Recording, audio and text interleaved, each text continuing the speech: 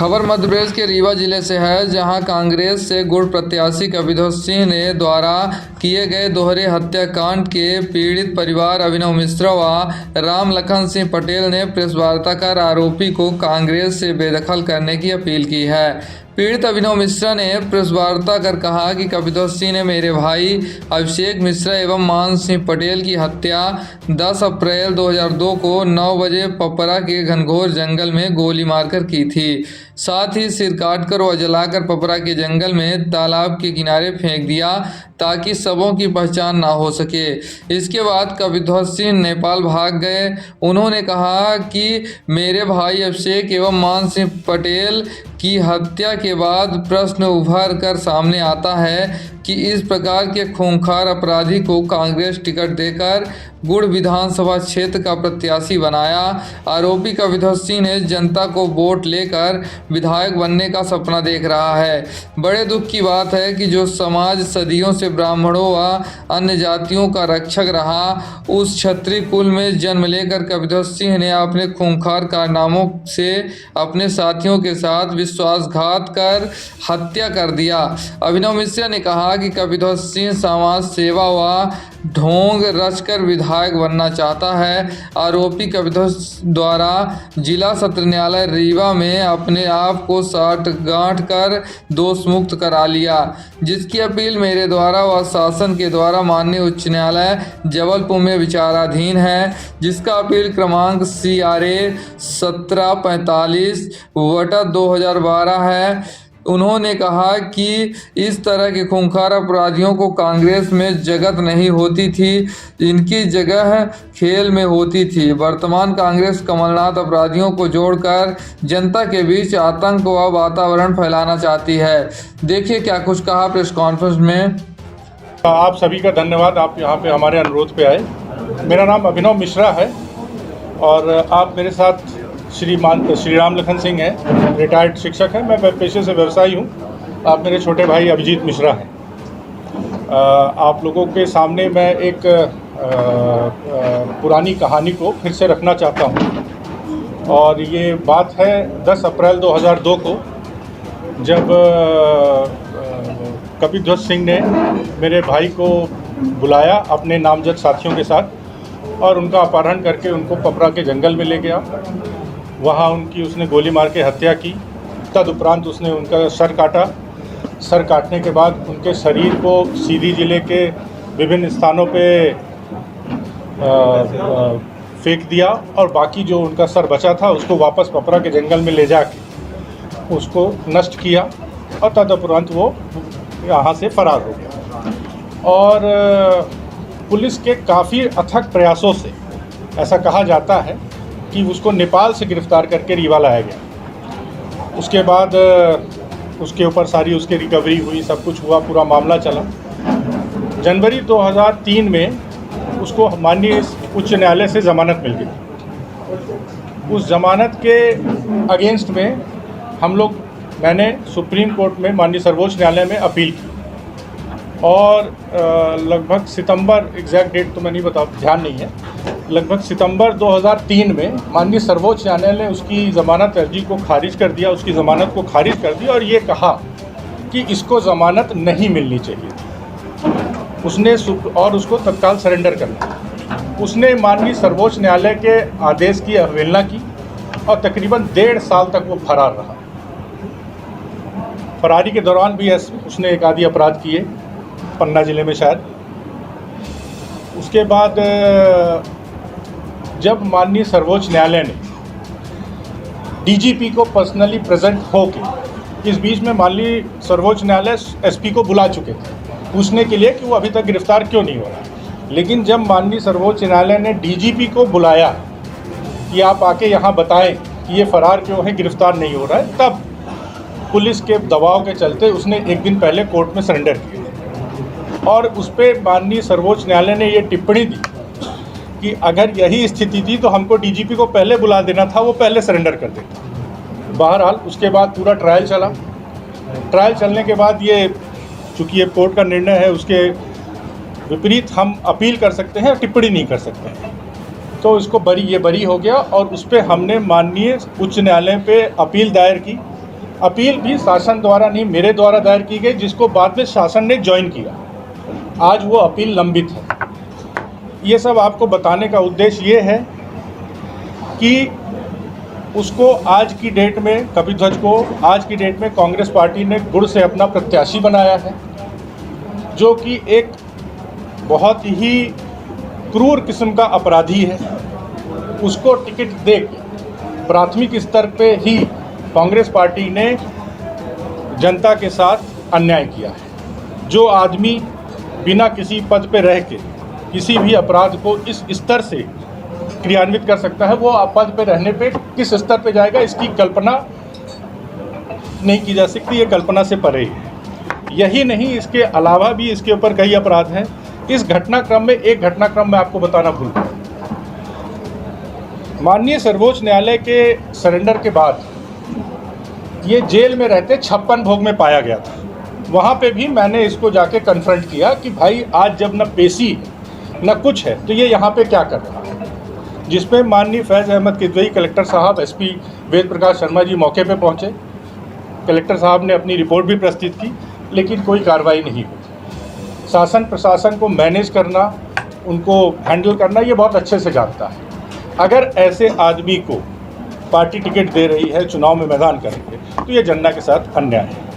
यही मेरा आपसे कथन है, एवं आपके माध्यम से ये बात संदेश में गुड़ की जनता को पहुंचाना चाहता हूं कि ऐसे अपराधी को चुनाव से दूर रखें, जिससे कि उनका जीवन सुरक्षित रहे। पहले और उसके बाद 21 साल बाद कैसे याद आ गई आपको? नहीं, हम अगर आप ये देखें तो मैं निरंतर जिस स्तर पे उसका सामना करना चाहिए या विरोध करना चाहिए मैं कर रहा हूँ। नहीं, इसके पहले मैं उसके नहीं, हम तब सुनिए, मेरी बात सुनिए। मतदान से 5 दिन पहले आप एक प्रेस कॉन्फ्रेंस कर रहे हैं और उसके बाद ऐसी चीजें बता रहे हैं जो 20 साल पुराने मुद्दे हैं। क्या ये मुद्दे असत्य हैं? नहीं, न्यायालय ने बरी किया है। अपराधी कैसे हो गए वो? क्या हाई कोर्ट में अपील लंबित है कि नहीं है? हाई कोर्ट में अपील लंबित है कि नहीं है? और उसी अपराध की है। कोई ऐसा नहीं है कि हाई कोर्ट ने ये कह दिया है कि ये अपराधी नहीं कहलाएगा। अच्छा, ये प्रेस वार्ता पहले भी हो सकती थी, चुनाव के समय में ही क्यों ऐसा? भाई आज हाँ बिल्कुल नहीं, मेरा ये बिल्कुल हम तीनों जन का सो मोटो है, और इसका उद्देश्य सिर्फ और सिर्फ जनता को उसके कृत्य बताना होता है। एक सेकंड, नहीं, जनता किसको वोट करती है, किसको नहीं वोट करती है, ये उनका निर्णय है। मेरा सुन लीजिए। नहीं, जनता किसको वोट करती है, किसको वोट नहीं करती है, ये जनता का निर्णय है, पर इसको वोट ना करे। मैं सिर्फ इतनी अपील कर रहा हूँ। नहीं तो इसके पहले भी मैंने उस दो इलेक्शन में भी मैं उन दो इलेक्शनों में भी गुड़ के लोगों से संपर्क किया था। लेकिन तब मैं आपको बिल्कुल स्पष्ट होकर बता रहा हूँ, तब किसी राजनीतिक पार्टी ने इसको टिकट नहीं दिया था। एक बार ये निर्दलीय था, एक बार समाजवादी पार्टी से। समाजवादी पार्टी मेरे जानकारी के अनुसार क्षेत्रीय पार्टी है, राष्ट्रीय पार्टी नहीं। और इस बात का मुझे विश्वास था कि तब नहीं जीतेगा। लेकिन आज चूंकि एक राष्ट्रीय पार्टी ने इसको टिकट दिया है, और जो पार्टी पूरे देश में जिसके लोग हैं, जिसका प्रतिनिधित्व है, प्लस इस राजनीतिक पार्टी से मेरा पारिवारिक जुड़ाव रहा है। मेरे बब्बा स्वर्गीय अच्युतानंद मिश्रा इससे विधायक रहे हैं, मेरे चाचा उदय प्रकाश मिश्रा इससे विधायक रहे हैं, और मैं ऐसा मानता हूं कि इस पार्टी को मेरे परिवार के बारे में सोचना चाहिए कि जिस परिवार के लोग उनसे पूर्व से जुड़े थे, उन परिवार के लड़के के हत्यारे को उन्होंने टिकट दिया है। तो इसलिए मुझे आज ये जरूरत लगी कि भाई मैं इस चीज को घोषणा तो पहले हो चुकी है। आपकी प्रेस कॉन्फ्रेंस को विधायक नागेंद्र सिंह आयोजित करवा रहे हैं। नहीं, ऐसा मैं अगर आपको ऐसा लगता है, सुनिए, मेरा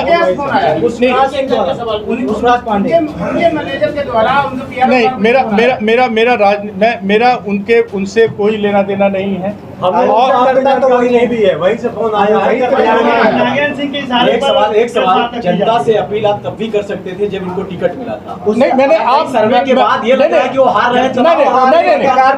नहीं, आप ऐसा है, सुनिए, चुनाव हारने की नहीं, मेरा भैया मेरी बात सुनिए। आज आप ये बात उठा रहे हैं भैया, ऐसा है कि हमने सोशल मीडिया के माध्यम से, आप हमारा सोशल मीडिया को चेक कर लीजिए, सोशल मीडिया के माध्यम से हमने कांग्रेस पार्टी को इस बात के चीज़ से सचेत करते रहे हैं। उनको हमने एविडेंसेस दिए हैं।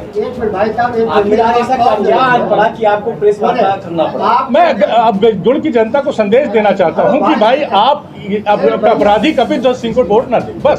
प्रोपेगेंडा तो नहीं है? नहीं, उनसे उनका क्या प्रोपेगेंडा है, या आप उनसे पूछे, मेरा कोई लेना नहीं।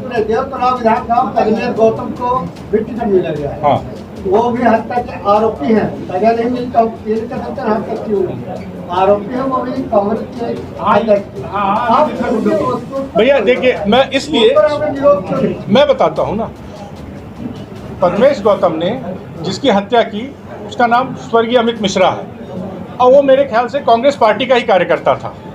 जब हत्या हुई थी वो कांग्रेस पार्टी का ही कार्यकर्ता था। तो ये कांग्रेस पार्टी का चरित्र आप स्वयं तय कर ले, आप स्वयं बता रहे हैं। पहली चीज मेरा सुन लीजिए भाई, अभी आप पहले गए, मेरा सुन लीजिए, मैं खत्म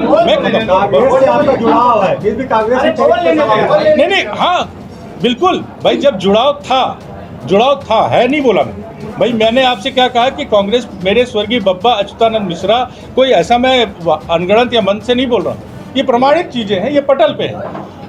वो विधायक थे, एक बार नहीं, 2 बार 3 बार विधायक थे। उदय प्रकाश मिश्रा कांग्रेस से विधायक थे।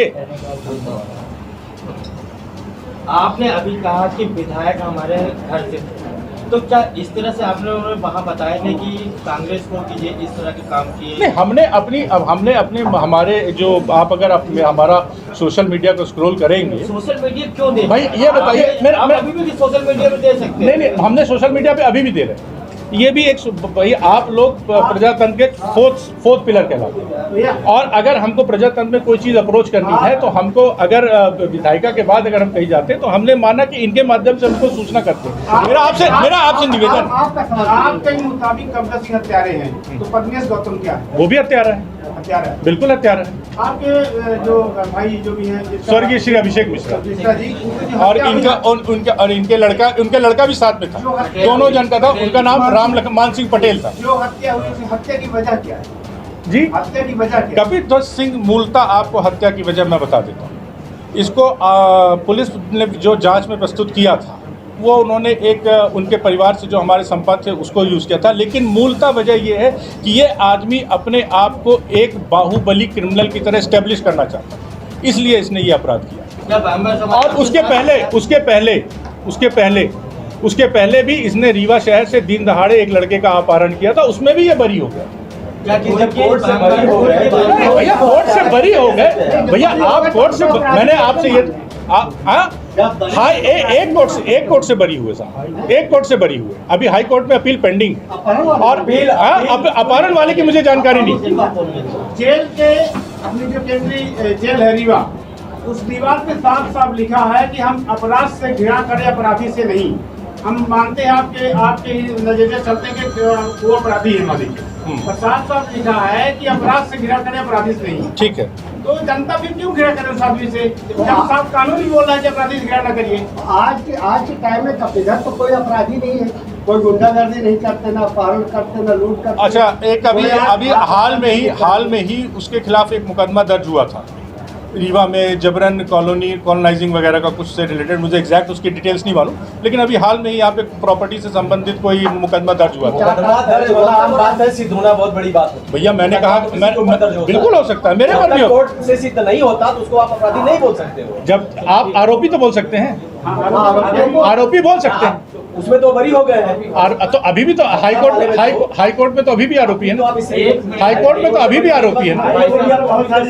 समाज के आपके साथ है क्या गुड़ की जनता? अब ये तो 3 तारीख को पता चलेगा।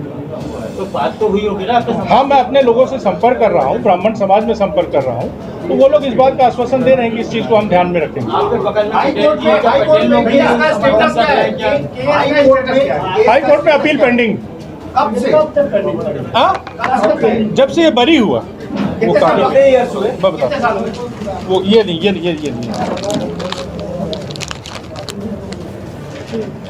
ये 2012 से पेंडिंग है। इस पे कोई 12 से लेकर नहीं, इस भी सुनिए साहब, सुनिए, अभी एक और सुन लीजिए। अभी इसमें देखिए, आपके पास समय कम पड़ जाएगा अगर मैं इस दौरान की अपनी पैरवी की सारी डिटेल्स प्रस्तुत करूंगा और सारे घटनाक्रम प्रस्तुत अगर करूंगा तो आपके पास समय कम पड़ जाएगा। अगर आप सारी चीज़ें शाम तक बैठ के सुनने को तैयार हो तो मैं आपको बहुत सारा मटेरियल और भी ला के दे सकता हूँ, इसमें समय कम पड़ जाएगा। हाँ जी नहीं, हम तो अभी तक तो आपको बहुत बहुत बहुत संक्षिप्त में ब्रीफ किया है मैंने आपको। सर आप समय से मिले होते तो ब्रीफ कर देते आप, अभी आप चुनाव के समय मिल रहे हैं। ये बताइए मैसेज आ रहा है नागेंद्र सिंह के यहाँ से, एक प्रेस वार्ता है वहाँ आपको आना है। हम लोग उस प्रेस वार्ता के आयोजन में यहाँ आए नहीं, अगर आपको मैं आपको बिल्कुल स्पष्ट आपके समक्ष बोल रहा हूँ कि मेरा नागेंद्र सिंह से कोई लेना नहीं, मेरा उनसे कोई लेना नहीं, हमने तब भी सामने थे, हम तब भी मैदान में इनका विरोध कर। अब उस वक्त मैं इस बात को आप बोलता चाहूँगा कि उस वक्त कांग्रेस पार्टी ने इसको टिकट नहीं दिया, उस वक्त कांग्रेस पार्टी ने टिकट नहीं दिया। और सर्वे रिपोर्ट उनके खिलाफ है नागेंद्र। नहीं, सर्वे किसने किया किसने नहीं किया मुझे नहीं मालूम। जनता का सर, और क्या जनता के सर्वे में उनसे ये पूछा गया था, जनता से सर्वे कराते वक्त ये पूछा गया था कि एक दोहरे हत्याकांड का आरोपी है, इसको हम टिकट लेंगे तो भी वोट दोगे? जनता तो सब जानती है। नहीं, अगर जनता सब जानती होती तो ये स्थिति नहीं। वही क्षेत्र ही रहता है, वही देखिए सुनिए, मेरा निवेदन सुनिए। मेरे भाई की हत्या सन 2002 में हुई, ठीक बात। आज सन 2002 में जो मीडिया था वो इतना एक्टिव नहीं था, मीडिया के बहुत सीमित संसाधन थे, आपका इलेक्ट्रॉनिक मीडिया बहुत सीमित था, सोशल मीडिया बहुत लेटली एक्टिव, उस वक्त सोशल मीडिया नहीं था। आज आपका जो वोटर है वो 20 साल मतलब लगभग उस वक्त जो 10 साल का आदमी रहा होगा वो आज 30 साल का, तो आप ये मान के चलिए कि 18 से 30 साल का आदमी इस घटना से वाकिफ ही नहीं होगा। 18 से 30 साल का आदमी इस घटना से वाकिफ ही नहीं होगा, उसके स्मरण में ये बात ही नहीं होगी। और कपिल ध्वज अपने प्रचार में ये नहीं कहता होगा कि मैंने एक ब्राह्मण और एक पटेल लड़के की हत्या की, उनका सर काट के अलग फेंका, शरीर अलग फेंका। वो अपने प्रचार में ये नहीं बताता होगा कि मैंने सुप्रीम कोर्ट के आदेश की अवहेलना करते हुए आप समाज से जोड़ रहे हैं, क्यों ऐसा क्यों लग रहा है कि आप समाज के लिए वोटिंग कर रहे हैं? सॉरी, समाज से क्यों जोड़? क्या मैं समाज से बाहर हूँ? आप बोले ब्राह्मण क्यों? समाज नाम लीजिए ना उस व्यक्ति का। हाँ, अभिषेक मिश्रा नाम मान सिंह पटेल और अभिषेक मिश्रा की हत्या करके सर अलग फेंका, शरीर अलग फेंका और उन्हीं की हत्या की जमानत खारिज हुई तो 1.5 साल फरार हुआ। क्या ये जनता को जाके बताता होगा कि मैं 1.5 साल सुप्रीम कोर्ट के आदेश की अवहेलना करके सुप्रीम कोर्ट से यहाँ से सुप्रीम कोर्ट से हुआ? सुप्रीम कोर्ट तो अभी अपील में आप मुकदमा कहाँ करते हो? लोअर कोर्ट से हुए कि हाई कोर्ट में अपील पेंडिंग है कि नहीं है ना अभी? आप तो सजा तो नहीं सुनाई। तो भैया मैं उसको डिनाई कहाँ कर रहा हूँ? मैं तो बोल रहा हूँ आरोपी है। जैसे आप बात कर रहे हो, मैं तो बोल रहा हूँ कि आरोपी है साहब, मैं आपको आरोपी बोल ही रहा हूँ।